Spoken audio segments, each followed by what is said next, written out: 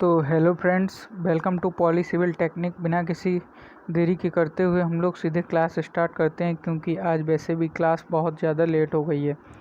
तो ये जो एमसीक्यू क्वेश्चन है वो मैं लाया हूँ, और क्लास इसलिए लेट हुई है क्योंकि न्यूज़ आ जाती है, कभी प्रमोट किए जाएंगे तो कभी नहीं प्रमोट किए जाएंगे। तो मैंने ये सोचा हम लोग जो अपना ये चला रहे हैं सब्जेक्ट वो चलाते रहेंगे। एग्ज़ाम होगा तो भी कोई दिक्कत नहीं है, और नहीं होगा तो मतलब कि बढ़िया बात है। ठीक है, प्रमोट हो जाओगे आप सब लोग। तो ये जो पहला एमसीक्यू क्वेश्चन है, ये जो है मतलब कि जब सर्वेक्षक दाईं भुजा ऊपर करके दाईं ओर फैलाता है तो सहायक क्या समझता है। मतलब कि जब सर्वेक्षक जो है, अपना सर्वेयर जो भी व्यक्ति है, वो अपनी मतलब कि दाईं भुजा ऊपर करके दाईं ओर फैलाता है तो सहायक मतलब कि उसका जो हेल्प करने वाला जो बंदा होता है वो क्या समझता है। नंबर ए ऑप्शन है, दंड को अपने बाएं गाड़ दो। आरेखण सही है ए तथा बी दोनों। मतलब कि सीधी सी बात है, जो मतलब कि सर्वेक्षक है वो अपनी दाईं भुजा जो है, दाईं भुजा और उसके विपरीत जो बंदा है उसकी बाईं भुजा, मतलब कि मेरी जो दाईं भुजा है वो जो सामने बैठा हुआ बंदा है उसकी जो बाईं भुजा है, तो मतलब कि सेम टू सेम एक ही उस लाइन पर होती है। तो इसका ऑप्शन जो है ए वो बिल्कुल करेक्ट हो जाएगा। ए ऑप्शन जो है करेक्ट हो जाएगा, दंड को अपने बाएं गाड़ दो। ठीक है। सेकंड क्वेश्चन है, जब सर्वेक्षक अपनी दोनों भुजाएं सामने फैला कर के एकदम नीचे लाता है तो इसका क्या मतलब है। जब सर्वेक्षक अपनी दोनों भुजाएं, अब जाहिर सी बात देखना, आप समझो कि दोनों भुजाएं, जब मैं दोनों हाथों से कह रहा हूँ कि मतलब कि दोनों भुजाएं सामने फैलाकर एकदम नीचे लाता है, मतलब कि ऊपर से नीचे ला रहे हैं, तो इसका मतलब सिंपल सी बात है कि जब आरेखण सही होगा तभी तो हम ये कहेंगे। अगर नहीं सही होगा तो ऐसा हम कुछ नहीं करेंगे। तो फिर इसका भी ऑप्शन ए ही हो जाएगा कि आरेखण सही है। ठीक है। अब ये तीसरा क्वेश्चन, मतलब कि जब सर्वेक्षक अपनी दोनों भुजाएं सामने फैलाकर शीघ्रता से नीचे लाता है तो मतलब कि जब कोई भी मतलब कि बंदा जो सर्वेयर है वो अपनी दोनों भुजाएं सामने फैलाकर शीघ्रता से नीचे लाता है तो इसका सिंपल सा कार्य हटा देना तो नहीं ही होगा। ठीक है, हटा देना तो बिल्कुल नहीं होगा। ठीक है। और दंड सही नहीं है तो इसके लिए भी नहीं होगा। ठीक है। और सभी वाला तो ऑप्शन, जब ये तो मतलब कि हट गए हैं तो फिर सभी वाला तो ऑप्शन नहीं चलेगा, तो बचता ये ऑप्शन ए। मतलब कि जब सर्वेक्षक अपनी दोनों भुजाएं सामने फैलाकर शीघ्रता से नीचे लाता है तो इसका जो ऑप्शन होगा वो आरेखण दंड को गाड़ देना, मतलब कि आरेखण जो रेंगिंग रॉड है उसको ज़मीन पर गाड़ देना। ठीक है। जरीब सर्वेक्षण में ज़मीन को कितने डिग्री पर चपटी फ्लैट मान लिया जाता है, तो फिर इसका जो ऑप्शन है वो 3 डिग्री है। ठीक है। जरीब सर्वेक्षण में ज़मीन को 3 डिग्री पर चपटी मतलब कि फ्लैट मान लिया जाता है। क्वेश्चन नंबर 5 जो है, ये सीधी नाप विधि या सीढ़ी विधि का उपयोग कहाँ पर किया जाता है। सीढ़ी विधि को मतलब कि स्टेप मेथड या डायरेक्ट मेथड का उपयोग कहाँ पर किया जाता है। ऊबड़ खाबड़ एरिया पर तो हम लोग नहीं कर सकते हैं। ठीक है। और समतल पर मतलब कि डायरेक्ट मतलब कि प्रत्यक्ष विधि मेथड यूज भी कर सकते हैं। और सभी वाला ऑप्शन है मतलब कि ये नहीं है इसमें, जो मतलब कि ये जो 2 पॉइंट हैं ये तो राइट हैं। ठीक है। मतलब कि सीढ़ी भी दिया है तो फिर आप लोग बिना किसी सोचे हुए ढालू सतह लगा देना। ठीक है। और अगर ये ऑप्शन में आए तो फिर आप समतल भी लगा सकते हो। ठीक है। तो ये दोनों ऑप्शन सही हैं, और लेकिन ये थोड़ा जो क्वेश्चन मैंने बनाया है तो ये बिल्कुल करेक्ट नहीं बना है। यहाँ पर कोई और ऑप्शन में कर देता तो फिर ये चल जाता। ठीक है। तो एमसीक्यू ये मैंने खुद ही बनाए हैं। ये बुक के जो राइटर के नेम थे मैं वो आप लोगों को बता चुका हूँ। DB गुप्ता एंड विक्रम सिंह इसके राइटर हैं। ठीक है, लैंड सर्वेइंग फर्स्ट के। चलो क्वेश्चन नंबर 6 को देखते हैं। क्वेश्चन नंबर 6, ढालू जमीन पर आसानी तथा परिशुद्धता से सर्वेक्षण किया जा सकता है। नीचे से ऊपर की ओर, ऊपर से नीचे की ओर, कहीं से भी या सभी जगह से। तो मतलब कि ढालू जगह पर जो सर्वेक्षण होता है वो उचित जो रहता है वो डाउन द स्लोप, मतलब कि ऊपर से नीचे की ओर सबसे बेहतर विधि रहती है। ठीक है। एबनी लेवल और थियोडोलाइट अथवा नति मापी क्लिनोमीटर से ज्ञात किया जाता है। मतलब कि एबनी लेवल और थियोडोलाइट और नति क्लिनोमीटर से ज्ञात किया जाता है, वो होती है भूमि की ढाल। ठीक है। भूमि की ढाल जो है वो इससे ज्ञात की जाती है। ठीक है।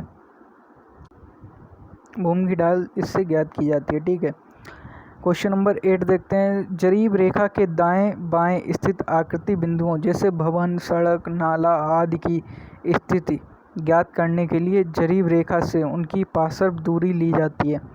आरेखण मतलब रैंगिंग। रैंगिंग तो हम लोग नहीं कह सकते हैं। रैंगिंग जो रहता है, रैंगिंग रॉड होता है, और मतलब कि किन्हीं दो पॉइंटों के बीच में अगर हम तीसरा कोई पॉइंट मानते हैं तो फिर वहाँ पर तो हम लोग रैंगिंग इसको बोल सकते हैं।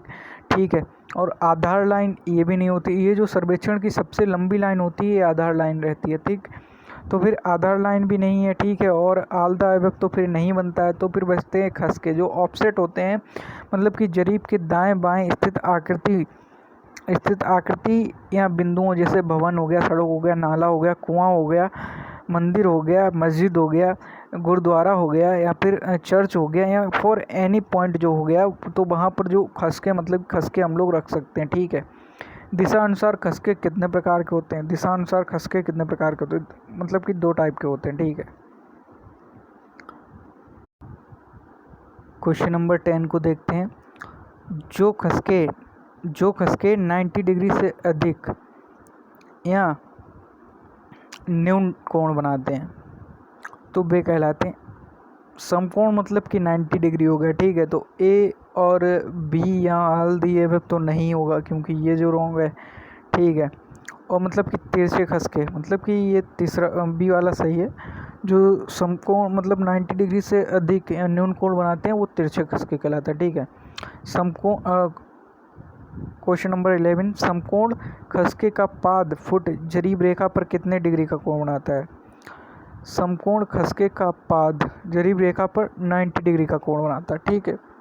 90 डिग्री का कोण बनाता है, क्योंकि समकोण ही बोल रखा है, समकोण का मतलब ही होता है 90 डिग्री। ये तो कॉमन सी बात है। तिरछे खसके समकोण खसका से बेहतर होते हैं। हाँ सही है। तिरछे खसके जो होते हैं वो समकोण खसके से बेहतर होते हैं। अब क्वेश्चन नंबर 13 को देखते हैं। लंबाई के अनुसार खसके कितने प्रकार के होते हैं? लंबाई के अनुसार भी खसके 2 ही प्रकार के होते हैं। खसके किसी भी प्रकार से पूछ जाए, खसके 2 ही प्रकार से होते हैं। ठीक है। अब 2 प्रकार से मतलब किस टाइप से होते हैं? 15 मीटर से कम सभी खसके छोटे खसके कहलाते हैं। सही है। अब इसी के अनुसार दूसरा भी क्वेश्चन बन सकता है। 15 मीटर से अधिक सभी खसके बड़े खसके कहलाते हैं, तो भी आप लोग सही लगाना। ठीक है। मतलब कि एक ये बन गया और दूसरा मैंने जो बता दिया है आप लोगों को। ठीक है। जो दूसरा वाला है वो मैंने बता दिया है। जब खसके की लंबाई जरीब या फीते से अधिक होती है तो कौन सी रेखा डालते हैं? जब खसके की लंबाई मतलब कि है, जब खसके की लंबाई जरीब या फीते से अधिक होती है तो फिर संयोग मतलब कि टाई लाइन हम लोग डालते हैं। ठीक है। अब जो है क्वेश्चन नंबर 16 को देखते हैं। जब 2 मुख्य स्टेशनों के बीच आवश्यक होने पर किसी अन्य स्टेशन को स्थापित किया जाता है तो फिर उसको संयोज मतलब कि टाई स्टेशन बोलते हैं। ठीक है। तो इसको संयोज मतलब कि जॉइंट स्टेशन बोलते हैं। ठीक है। या उप स्टेशन भी बोल सकते हैं। हाँ मतलब कि इसका जो ऑप्शन है वो सी सही रहेगा। ठीक है। सी ऑप्शन सही रहेगा। जब 2 मुख्य स्टेशनों के बीच आवश्यक होने पर कोई अन्य स्टेशन स्थापित किया जाता है तो उसे संयोग या टाई स्टेशन, ए और बी ऑप्शन सही रहेगा। ठीक है। 2 स्टेशनों को जोड़ने वाली सीधी रेखा को सर्वे रेखा कहते हैं। सही है। वह रेखा जो सर्वे क्षेत्र के साथ साथ डाली जाती है, इसमें का ऑप्शन हमारी समझ से मुख्य मेन लाइन है। वह रेखा जो सर्वे क्षेत्र के साथ साथ डाली जाती है मुख्य रेखा होती है। ठीक। संयुग स्टेशन उप स्टेशनों को जोड़ने वाली रेखा को कहते हैं टाई रेखा कहते हैं, शायद संयोग रेखा कहते हैं। संयोग रेखा कहते हैं। सर्वे रेखाओं के ढांचे में सबसे लंबी रेखा होती है, ये आधार रेखा होती है, जो कि सबसे लंबी रेखा होती है। ओनली वन ऐसी रेखा होती है जो सर्वे में मतलब कि सबसे लंबी रेखा होती है, आधार रेखा होती है। जो है कि हम लोग कुछ जो पहले मैं क्वेश्चन करा चुका हूँ वो रिपीट कर लेते हैं। जो कॉमन सी बातें हैं, जैसे कि एक जरीब के साथ में 10 एरो प्रोवाइड किए जाते हैं, ठीक है। और जो सबसे परिशुद्ध नाप के लिए हम लोग इनवार फीता के यूज करते हैं, ठीक है। इनवार फीता मतलब कि ये 2 मेटल से मिलकर बना होता है, जिसमें कि 36% जो होता है वो निकल होता है और 64% जो होता है वो आपका स्टील रहता है। ये मतलब कि कॉमन बात है, ठीक। और जहाँ की ज़मीन ऊबड़ खाबड़ होती है, ठीक है, जहाँ की ज़मीन ऊबड़ खाबड़ होती है वहाँ पर हम लोग चेन सरबैंग यूज नहीं करते हैं। खुले एवं ओपन एरिया में हम लोग चेन सरबैंग यूज करते हैं, ठीक है। चेन सरबैंग एक मितव्यय सर्वे के अंतर्गत आता है। ठीक है। और चेन सरबैंग एक समय सीमा के अंदर जल्दी पूर्ण हो जाता है। चेन सरबैंग में मिनिमम 2 लोग और मैक्सिमम 4 या इससे अधिक भी लोगों की आवश्यकता पड़ सकती है। और मतलब कि कॉमन बात हो जाती है, भारतीय प्रकाशीय गुनिया किस मेटल की बनी होती है? वो अपनी पीतल की बनी होती है, ठीक है। और उसका आकार कैसा होता है? उसका आकार होता है समलंबाकार होता है, ठीक है। उसका आकार जो होता है वो समलंबाकार होता है। और जैसे कि जरीब सर्वेक्षण, जैसे कि प्राकृतिक मतलब कि टोपोग्राफिकल जो सर्वे होता है, अभी मैंने फर्स्ट चैप्टर नहीं कराया है, अगर देखो करा दूंगा आप लोगों का। जो मतलब कि प्राकृतिक झील हो गई, मानव निर्मित कोई इमारत हो गई, उसका जो सर्वेक्षण होता है वो मतलब कि टोपोग्राफिकल मतलब कि इस तरह के सब सर्वेक्षण के अंतर्गत आता है, ठीक है। और किसी खनिज या पेट्रोलियम किसी आवश्यकता के लिए जो सर्वे किया जाता है वो एक इंजीनियरिंग सर्वे के अंतर्गत आता है। तो मतलब कि अपना स्वातिका गुनिया मतलब कि वो सिंपल क्रॉस स्टाफ होता है, इसमें 4 फलक होते हैं, ठीक है। और फ्रेंच गुनिया में 8 फलक होते हैं। फ्रेंच गुनिया में 45 डिग्री का कोण बनता है और सिंपल क्रॉस स्टाफ में 90 डिग्री का कोण बनता है।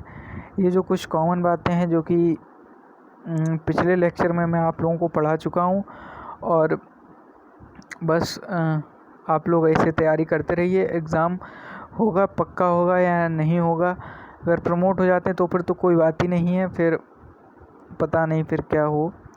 बस आप लोग तैयारी करते रहिए, नहीं तो ये जो आपके क्वेश्चन है वो जेईई एग्ज़ाम के लिए बहुत ही ज़्यादा इम्पोर्टेंट है, ठीक है, आप लोग समझ लो। तो ठीक है, तो थैंक्स ऑल फ्रेंड्स, मिलते हैं नेक्स्ट क्लास में। Okay bye, thanks.